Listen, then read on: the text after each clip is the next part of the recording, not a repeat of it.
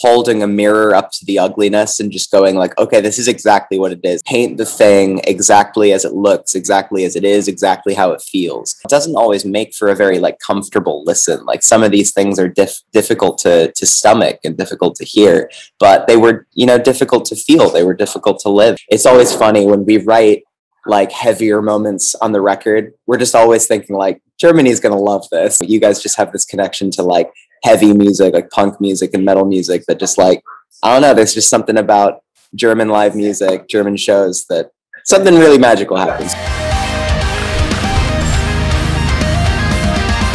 Hey, my name is Feng, and today I have the chance to talk with Patty from As It Is about their new album. Hey, Patty. Hi, thank you so much for having me today on the exact same day the record came out. This is an exciting time. I'm so psyched to be talking to you. Yeah, thank you so much for taking the time. It's nice that you can squeeze us in. And yeah, I Went to Hell and Back is finally out. It's your fourth album. How do you feel? I feel great. I mean, it's this has been a really long time coming. When we write a record, sometimes that takes a little over a year. When we record an album, sometimes that takes as long as 2 months. This record took almost 2 years. It's taken a very, very long time. Really? And when you're just like sitting on a record and it's like only been yours for so long, it feels even better to share it with the world because it's just, you know, so long overdue. We've anticipated it for so very long. But the feedback, the response has just been nothing but like really warm, really lovely, really friendly, really kind. So that's all you can hope for. That's all you can dream for. And it's been really, really nice so far. It's so nice to hear, especially like here it's 8 p.m. currently. So we had the record. Yeah, thanks for staying up. I appreciate it. Yeah, it's fine. Yeah, but we had the record for 20 hours now. You guys are in Ohio currently, right? Yeah, we're in Cleveland, Ohio. Yeah, and driving through a crazy snowstorm. We had a tire blowout yesterday. We were at like a rest stop for 10 hours. So it's crazy out here. It's crazy. But yeah. Oh my gosh.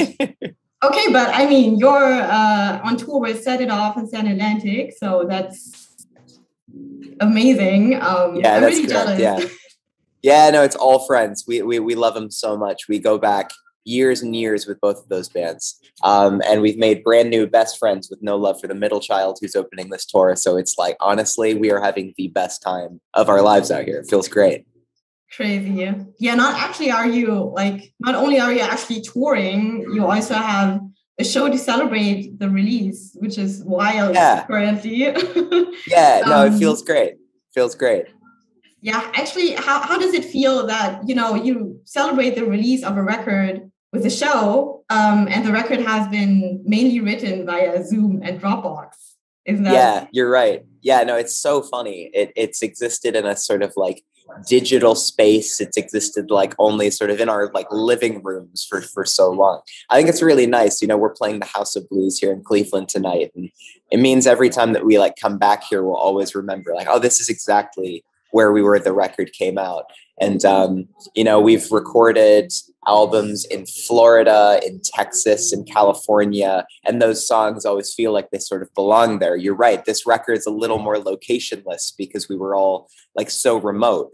But in that way, maybe it just sort of like belongs to the world. It belongs to the pandemic. It involves to like it belongs to this moment. So yeah, you're right. This record is a little different, but yeah, no, we've got right here at the House of Blues in Cleveland. I guess that's sort of like the hospital where it's being born. You know what I mean? Oh, yeah, but it belongs to the world. That's actually nice. It's a nice thought. Yeah, I think so. Yeah, so I mean, I Went to Hell and Back these are 14 tracks that tie, as you said, the 2019 version of As It Is to the present version of you. And so much has changed. If you put the pandemic aside, your band itself has changed a lot. How did you, now being a trio, change or affect the process of you writing, recording, or like creating the record? Yeah, you're right to ask. And it's kind of hard to like separate the two in a sense, because it's just like times were so crazy for everybody. And it's like, it all just sort of I don't know. It's all just sort of a passenger for just like how crazy the pandemic has been. But yeah, no, I mean, like, we're still best friends with Ben and Foley, who stepped away, and continuing as a trio. It just meant that, you know, everybody who's still here is just like wide awake and we're alive and we've got a lot to say. And yeah, I mean, these songs were sort of born out of like necessity. All there was time to be like left alone with one's thoughts. And, you know, if I didn't have art, if I didn't have music, if I didn't have a creative and a healthy outlet, I don't know where I'd be. I don't know what would have happened. So this record, yeah, it was really, I'm just so grateful to have had a project through such a dark time. You know what I mean? Yeah, I get it. I mean, it turned out really amazing. I love it for myself. Thank you. I really enjoy it. And Thank you. yeah, it brings so many things together. It has these, I don't know, your signature catchy sing-alongs and these raw, dark emotions that you, I don't know, teased us with the last LP, I guess. And Sure. then you sprinkled it with so many stylistic elements. I really love that. Like, I'd Rather Die is so vibey. And then you have I Want to See God, which is so heavy. Yeah. Was this sonic development something that you intended to do, or was it more natural for you? Yeah, no, it was. Great question, by the way. And I've increasingly started to see sort of each album and like chapter of the band, sort of like a rubber band. Like, you know, you'll stretch each end of it as far as it's going to go. So you've got like I Want to See God over here, but then you've got like I'd Rather Die and I Love You, How Are You. It's like we're stretching sort of the heavy moments of the band, but also like the poppy moments of the band, sort of like as far as they're going to go before it's going to break. And, you know, on all our previous records, we were stretching the band as far as it felt like it was going to go, but we just keep learning and learning. Like, there's so much more room to experiment, and there's so many different sounds that this band can be. We are so fortunate that our fan base is like so accepting of like experimentation, and just like they liberate us and allow us to be who we want to be. So yeah, and our producer Zach Jones is just so incredibly talented. He's so incredibly like fast and versatile. He brought so many like cool sounds and influences to the record. But like I'd Rather Die is a song that, like, because you brought it up, it's like that was just a demo. Like I thought that was going to be like a song later. So it's like these drum machines and these synths. It's like, oh, I expect we'll put like guitars on this song. And then it just ends up being this happy accident that is just like a cool vibey sort of like track with like 5 instruments at the most. And it's like, that's cool. We've never done something like that. And that's purely a result of, you know, equal parts the pandemic and just sort of, you know, allowing artistic expression to take us wherever we want to go. It's so cool because it fits, like, it was such a surprise in the beginning because you were like so poppy. And then I was like, yeah. Oh, this is so soft. I really like it. Yeah, no, thank you. And it's a fun one too, because it's like, lyrically, it's like one of the darkest songs on the whole record, but it's such a good time to listen to. You just like put your headphones in, you just feel really like warm and cozy and snuggled up and stuff. But it's like, it's such a dark song. It's crazy. Like overall in the whole record, I don't know, the lyrics that you wrote are probably the most transparent that you had to date, I guess. And do you sometimes have the impression that people tend to overlook the seriousness of your lyrics if you pair them with these upbeat melodies? Yeah, I think it's possible. And I think, you know, this record does have a real different sort of lyrical blueprint. It's got a very different tone to our previous records. I think, you know, part of that is a result of Ben stepping away. Ben wrote, you know, half of the lyrics for like our 3 previous albums and everything we did before that. And he and I together had this really sort of like poetic sort of tone. We'd like dress up the sadness and the vulnerability with like nice metaphors and nice imagery. This is just sort of like holding a mirror up to the ugliness and just going like, okay, this is exactly what it is. It's like, it's just trying to like paint the thing exactly as it looks, exactly as it is, exactly how it feels. And that doesn't always make for a very like comfortable listen. Like some of these things are difficult to stomach and difficult to hear, but they were, difficult to feel. They were difficult to live. And I think it's just sort of allowing those thoughts, those feelings, those struggles, the sort of like honesty that they deserve, the transparency that they deserve. And, I have faith and trust that our fans can handle that. Like, we've always had a very sort of sincere and dark form of lyricism, and everybody's always sort of responded to that. Really maturely and really kindly. Oh, that's great to hear. Actually, it's a really brave thing to do, to talk about like these kind of topics in such a transparent way. Thank you. It's funny.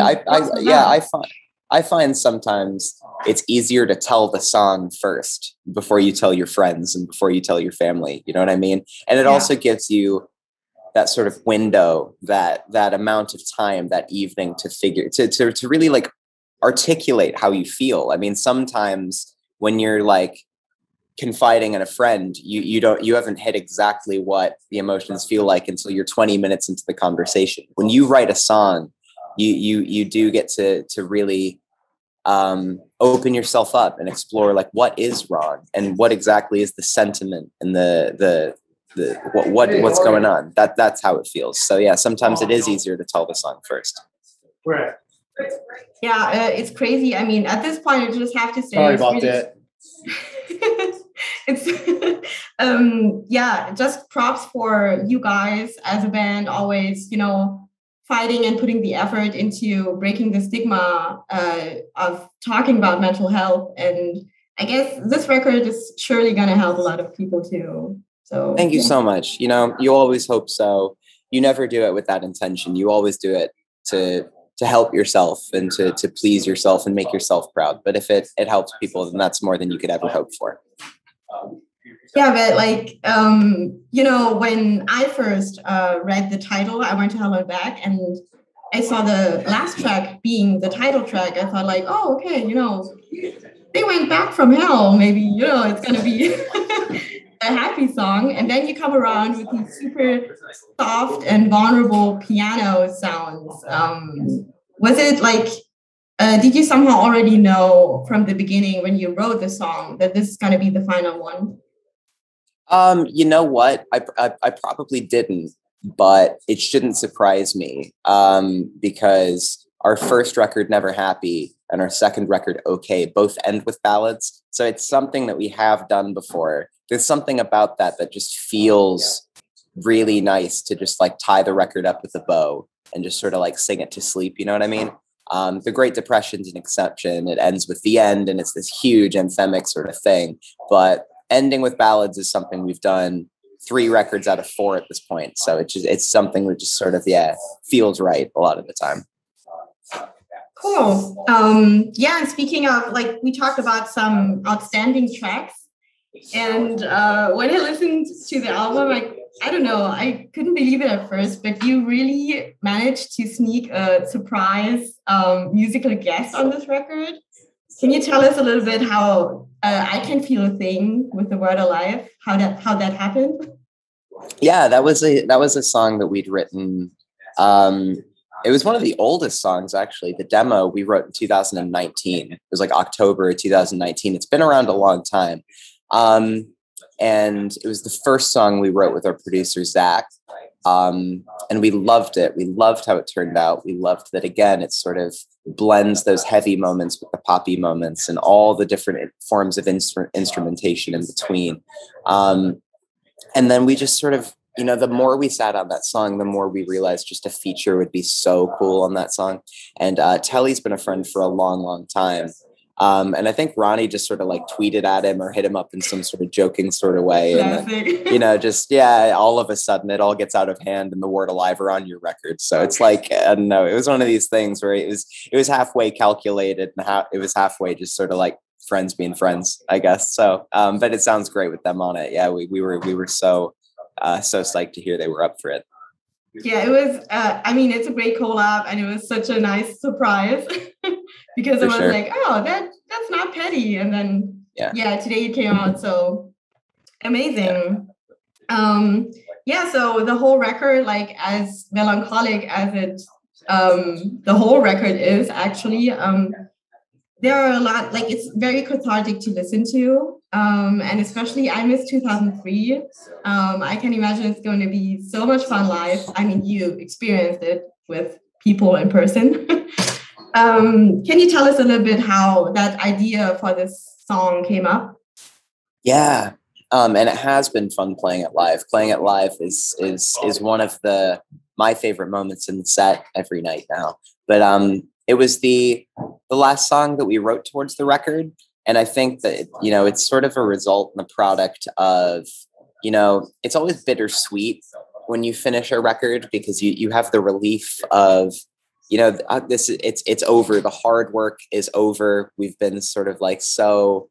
You just sort of like have to like open up all these wounds all the time to like write a record. You always have to be like emotionally vulnerable. So it was a relief, and we created something we were proud of, but equally you get a little sad. Like, I mean, this has like been a huge moment in our lives, and we've spent a long time doing it with our best friends. And I think we were just feeling like a little sort of sentimental and a little emotional, and just very grateful to have done what we did. Like, this is our fourth record. We've been given so many cool opportunities by Fearless Records and by our fans.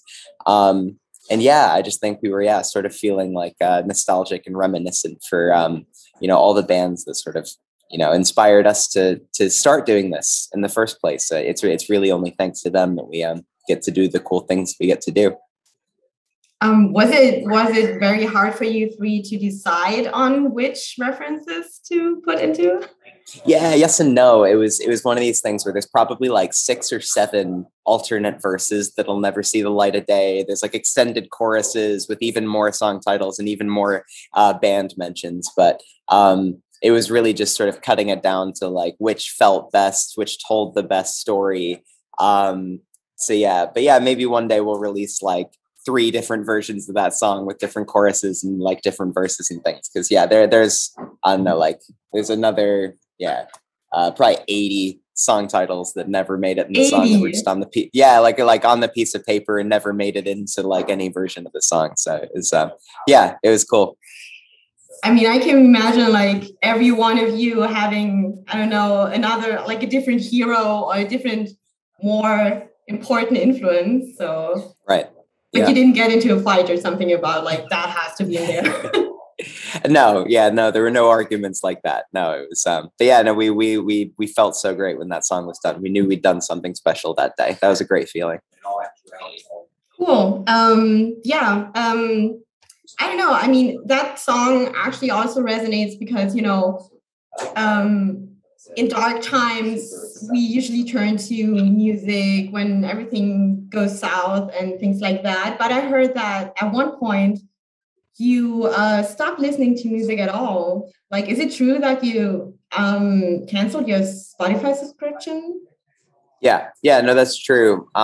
When the lockdowns and the pandemics hit initially, I found it really painful and strange to listen to music because I really wanted, I missed performing. I missed my job. I missed myself, my sense of self-worth. I missed my friends. I couldn't listen to my friends' bands. I didn't know when I was going to see them next. It's like, it was all quite sad. It was all quite weird. So I replaced it with other things, like movies and hobbies and, learning how to like cook better and make better coffee and exercise more and stuff like that. So, it wasn't all bad, but for over a year, I really wasn't listening to music at all. Yeah, it was strange.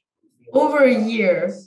Yeah, over a year. The only like music I'd listened to was just sort of like background music, like lo-fi beats or video game music, just like something so that there's something playing. But honestly, there was no music in my life for a year or so. I mean, we were still writing songs. So, I mean, I was trying to like make music, but it wasn't something that it was really painful to listen to. It was just a reminder that times were so strange and we didn't know when they were going to get better. But, thankfully they're a little better these days, but we're out here on the road and playing shows every night.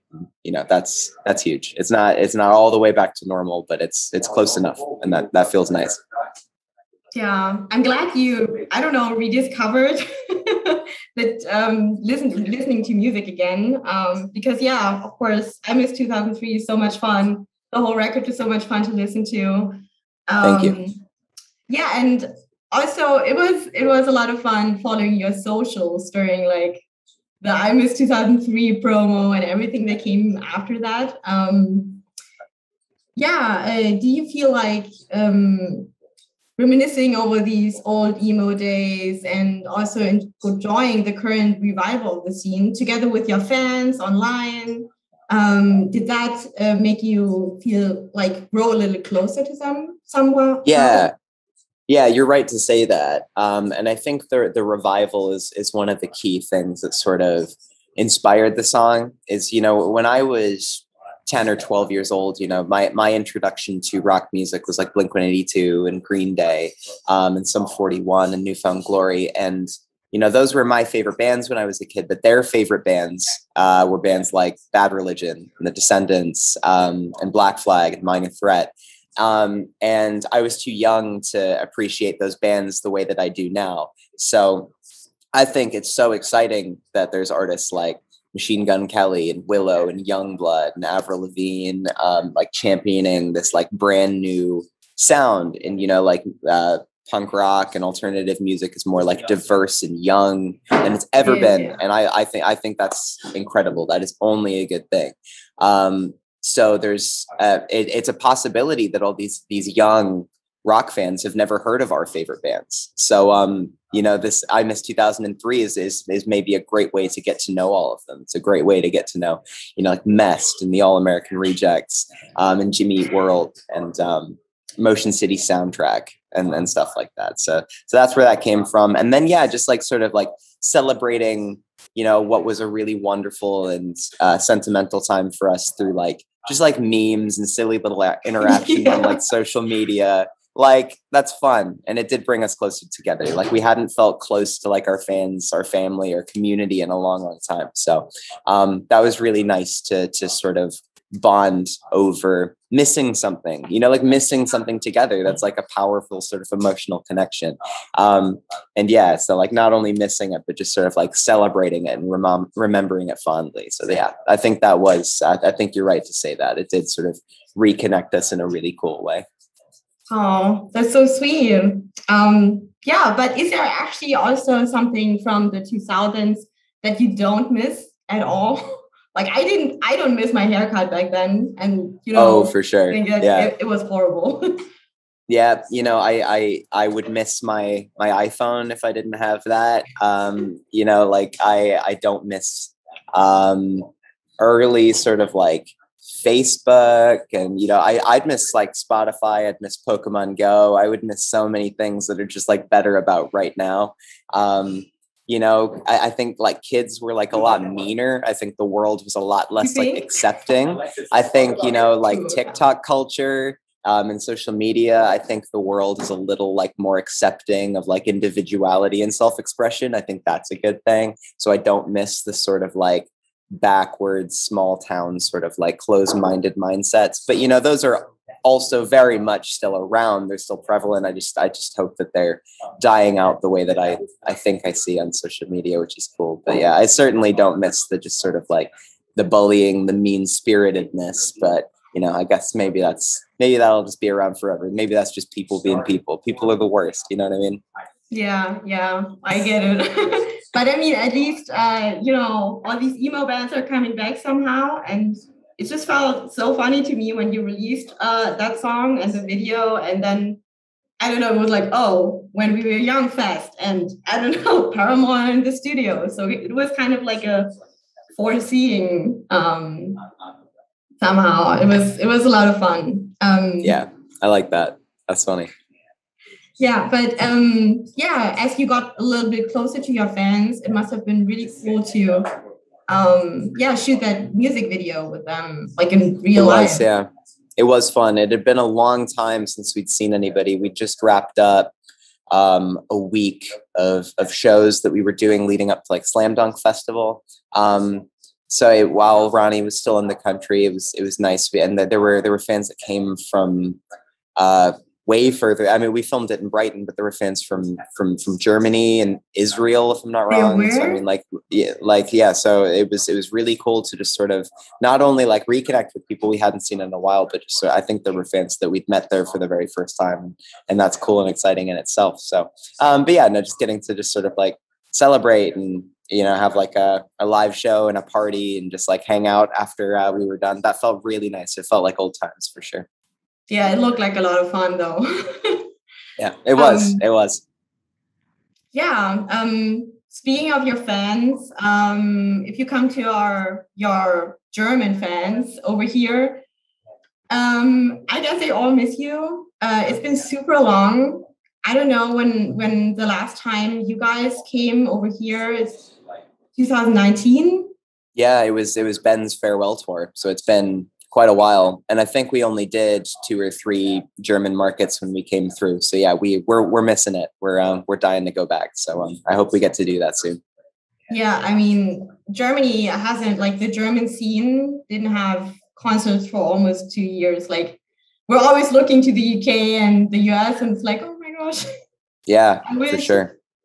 But yeah, so is there anything you want to tell your German fans out here that miss you so much? Yeah, no, that we look forward to just like catching up soon. We hope to see you soon. It's always funny when we write like heavier moments on the record. We're just always thinking like, Germany's gonna love this.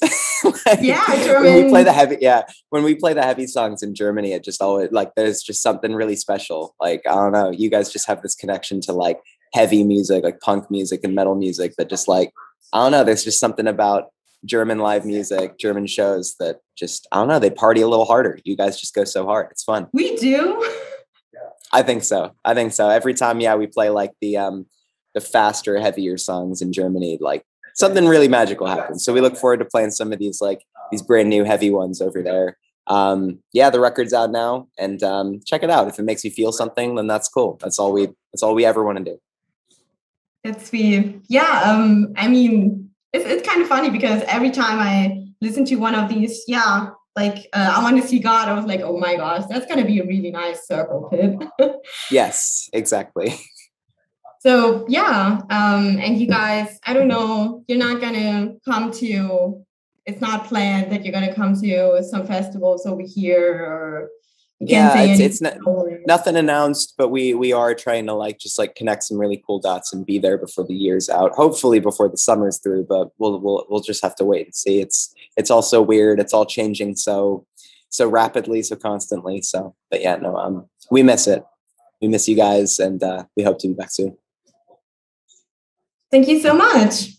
Thank you. Such a pleasure. That was awesome. Yeah, it was, yeah, I guess our time is almost up. Thank you so much for taking the time. I really enjoyed it. Thank you. Yeah, great questions, great research. Really appreciate it. That was a lot of fun. Thank you. Yeah, have a wonderful show tonight. Are you feeling nervous? No, I'm just a little taken aback that the show's happening. I'm like, I don't know if you can see, but there's just like snow everywhere. So it's like, what? I bet it's not that much snow, right? It's not. It's pretty crazy. I guess that doesn't really showcase it. But yeah, we drove through a snowstorm yesterday. It was crazy. So but yeah, I'm thrilled the show's going ahead. So it's gonna be nice to celebrate, with friends and fans tonight. That's gonna be cool. Yeah, nice. Have a nice rest of the release day. Thank you. Greetings to Alistair and Ronnie too. I will. Yeah, of course. I'll tell them you say hi. Yeah. Take care. Thank you. Hope to speak soon. Have a good one. Bye.